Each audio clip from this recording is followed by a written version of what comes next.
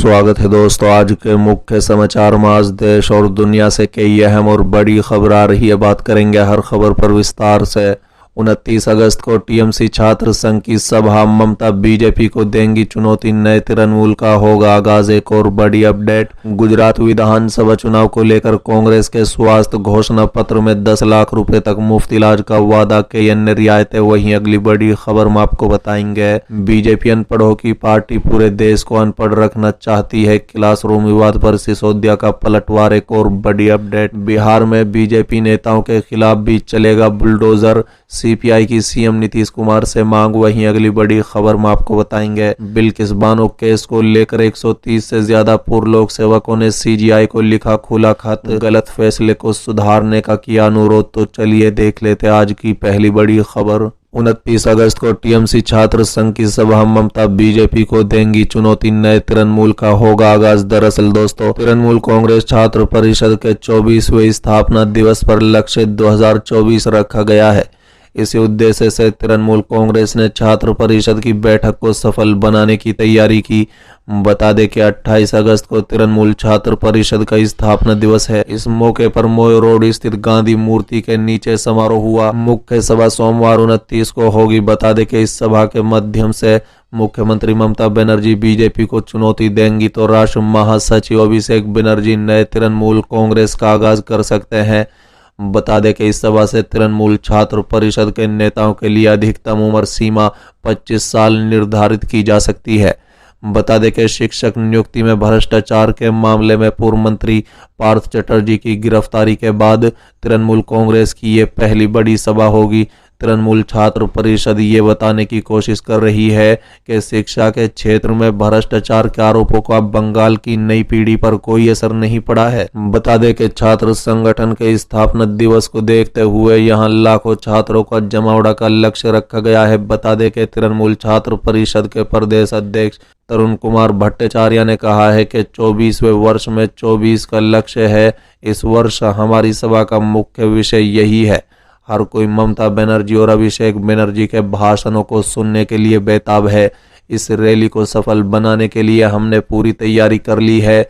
इस दिन दोपहर में उनके नेतृत्व में खुदीराम अनुशीलन केंद्र में 500 से अधिक छात्रों के साथ बैठक की। बता दें कि ममता बनर्जी ने 21 जुलाई को मंच से कई घोषणाएं की हैं। 21 जुलाई की शहीद रैली की तरह इस बार भी पार्टी छात्र संघ की बैठक में उत्तर बंगाल को अतिरिक्त महत्व दिया गया है। किसी भी अन्य वर्ष की तुलना में इस वर्ष उत्तरी जिलों से रिकॉर्ड संख्या में छात्र आ रहे हैं। चलिए अगली खबर, गुजरात विधानसभा चुनाव को लेकर कांग्रेस के स्वास्थ्य घोषणा पत्र में 10 लाख रुपए तक मुफ्त इलाज का वादा, कई अन्य रियायतें। दरअसल दोस्तों, गुजरात विधानसभा चुनाव से पहले कांग्रेस की राज्य इकाई ने शनिवार को जन आरोग्य संकल्प पत्र शीर्षक से अपना स्वास्थ्य घोषणा पत्र को पेश किया। बता दें कि घोषणा पत्र में पार्टी ने राज्य की सत्ता माने पर सरकारी और निजी अस्पतालों में 10 लाख रुपए तक के मुफ्त इलाज के साथ साथ निःशुल्क अंग प्रतियोग जैसे वादे किए हैं। बता दें कि कांग्रेस के घोषणा पत्र में कहा गया है कि समुदाय की पहचान लैंगिक असंतुलन से की जाएगी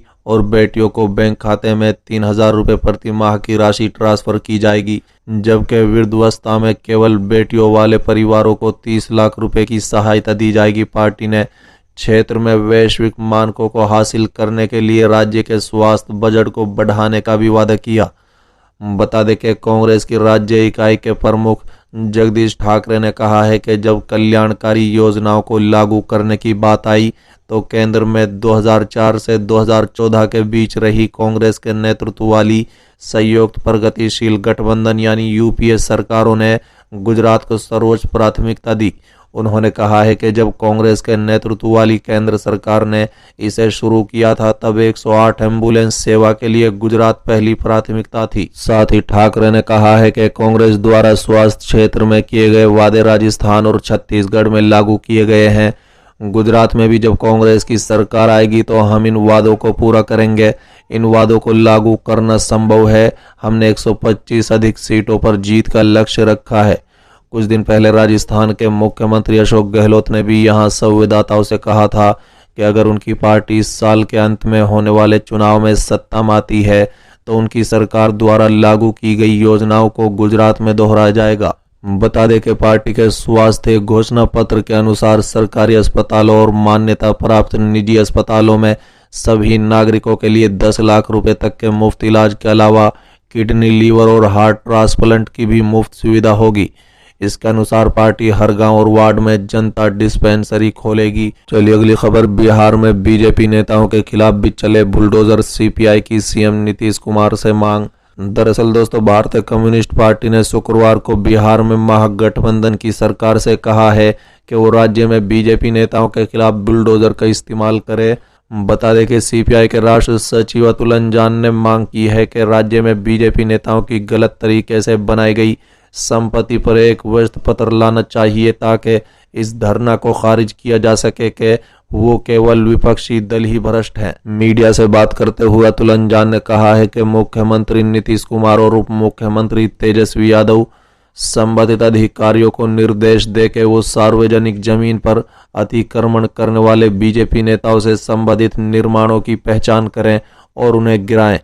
अब बीजेपी के खिलाफ बुलडोजर का इस्तेमाल किया जाना चाहिए। इसके साथ ही सीपीआई नेता ने कहा है कि अगर नीतीश और तेजस्वी ऐसा करने से रोकते हैं तो हम इसे उनकी ओर से नैतिक साहस की कमी के रूप में लेंगे। बता दें कि सीपीआई नेता ने कहा है कि उनकी पार्टी अन्य वाम दलों सीपीआई और सीपीआईएम से इतर राज्य कैबिनेट में शामिल होने के लिए भी सभी तैयार हैं। बता दें कि सीपीआईएमएल और सीपीआईएम ने कैबिनेट में शामिल होने से इनकार कर दिया है। अतुल अंजान ने कहा है कि हालांकि उन्हें अभी तक इसको लेकर कोई प्रस्ताव नहीं मिला है और हम गठबंधन सहयोगियों के बीच एकता की कीमत पर मंत्री पद नहीं चाहते हैं। वहीं नीतीश कुमार को लेकर उन्होंने कहा है कि सीपीआई का मानना है कि वो देश में विपक्षी दलों के बीच एकता कायम करने में महत्वपूर्ण भूमिका निभाएंगे।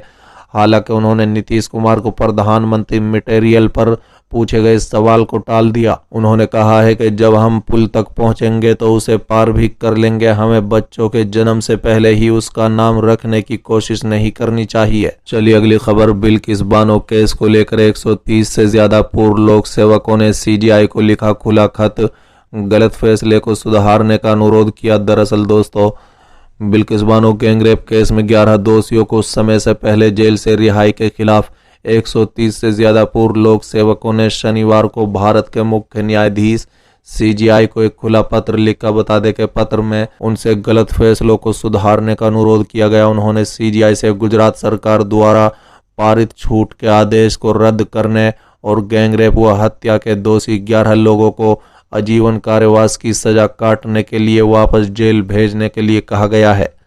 बता दें कि इसमें कहा गया है कि कुछ दिन पहले भारत की आज़ादी के 75वें वर्षगांठ पर गुजरात में जो हुआ उससे हमारे देश को ज्यादातर लोगों की तरह हम भी संबद्ध है। बता दें कि पूर्व लोक सेवकों ने कहा है कि दोषियों की रिहाई ने देश को आक्रोशित किया है। पत्र में लिखा गया है कि हम गुजरात सरकार के इस फैसले से बहुत दुखी हैं और हम मानते हैं कि ये केवल सर्वोच्च न्यायालय का प्रमुख अधिकार क्षेत्र है और इसलिए इस भयानक गलत फैसले को सुधारने की जिम्मेदारी उसकी है।